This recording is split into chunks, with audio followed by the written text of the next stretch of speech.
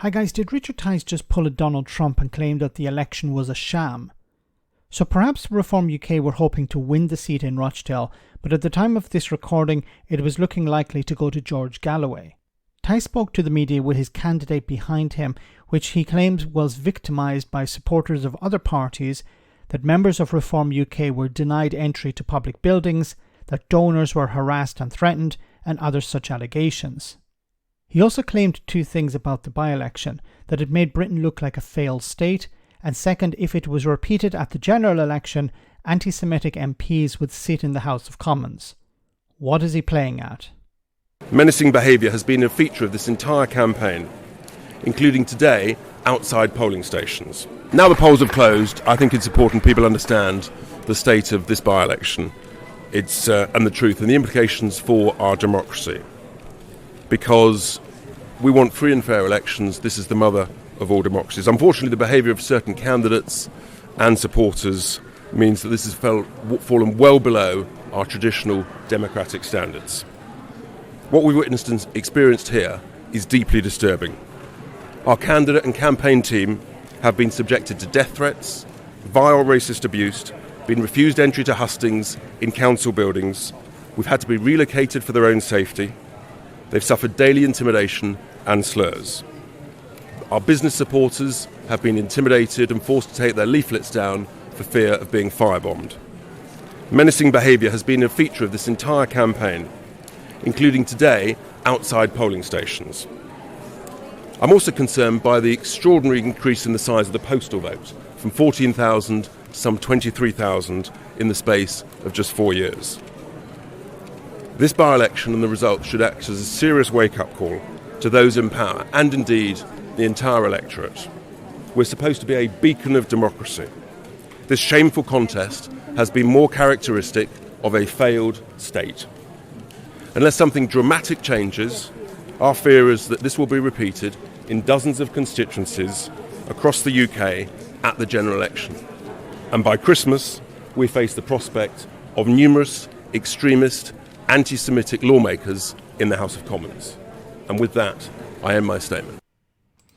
Now, really don't understand his problem with the postal vote, saying that the postal vote increased and that's a concern of his. Why is it a concern? More and more people prefer to vote by post. Why is that a problem? It sounds like Donald Trump. Stop the vote, stop the vote.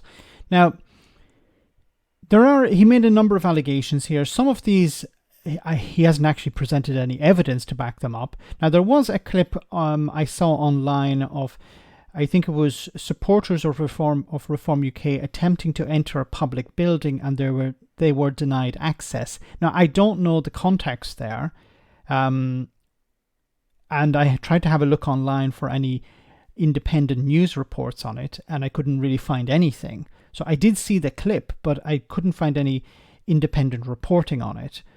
But he made other allegations about intimidation, about business owners being afraid of being firebombed.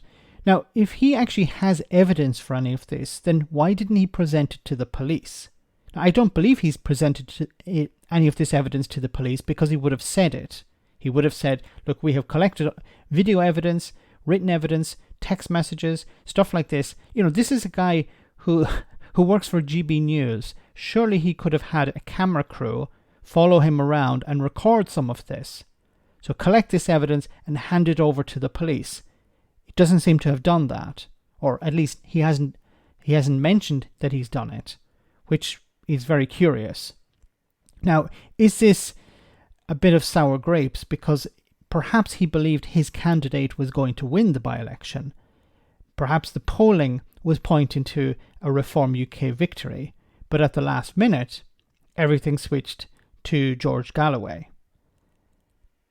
Now, is this him trying to undermine George Galloway's victory, trying to suggest that there was something underhanded, that there wasn't real support there, that there was some sort of stuffing of the ballot papers, or the ballot boxes?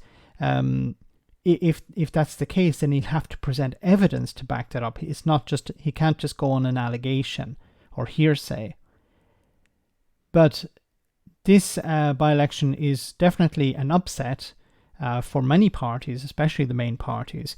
And it is embarrassing for Reform UK because, they have invested so much in by-elections over the last number of months and come back with nothing. While George Galloway, a tiny speck on the political landscape, managed to pull off a victory. So this, of course, is going down pretty badly with Reform UK. And I imagine maybe Nigel Farage is on the phone to Richard Tice saying, what the hell happened? Let me know in the comment section, guys, what you think. As always, your comments are greatly appreciated. Thanks a lot.